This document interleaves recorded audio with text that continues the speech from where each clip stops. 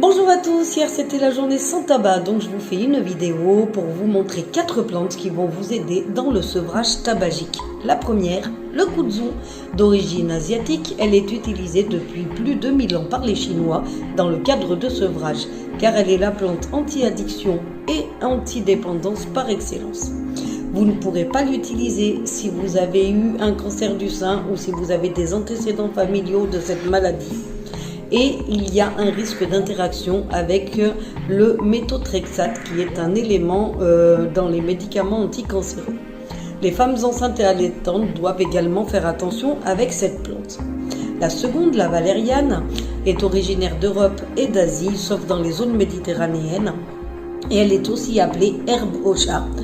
Elle est sédative et anxiolytique. À la base, on l'utilise pour des problèmes de troubles du sommeil ou d'anxiété, mais comme elle donne très mauvais goût au tabac, on peut également l'utiliser dans le sevrage tabagique car elle va vous en dégoûter. On ne peut pas l'utiliser si on a des troubles du foie ou si on prend des médicaments pour le foie, et les personnes qui conduisent doivent l'éviter également. La troisième plante que je vous montre là est le ginseng. Il est d'origine d'Asie du Nord-Est et il contient des ginsénosides qui sont des éléments qui vont équilibrer le système nerveux et lutter contre le stress. Elle fait partie intégrante de la pharmacopée asiatique et on s'en sert également dans le sevrage tabagique par son côté calmant et déstressant. Cependant, on ne peut pas l'utiliser si on a du diabète, de l'hypertension ou de l'hyperactivité, des maladies cardiaques également, des insomnies ou des troubles nerveux et de l'obésité.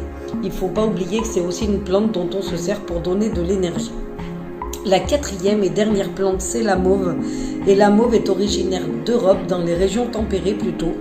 Et on va l'utiliser suite à l'arrêt du tabac ou même pendant le sevrage car elle va nettoyer les cils des voies respiratoires en évacuant les déchets et ainsi calmer l'inflammation des voies respiratoires qui est due à cet arrêt ou même à toute la période où on a fumé.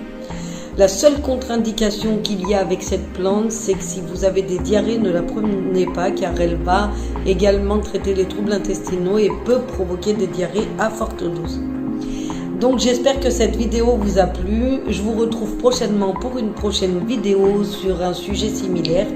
Si jamais vous voulez plus de précisions, abonnez-vous et abonnez-vous à ma chaîne YouTube ici, car vous avez plus de précisions sur ces plantes.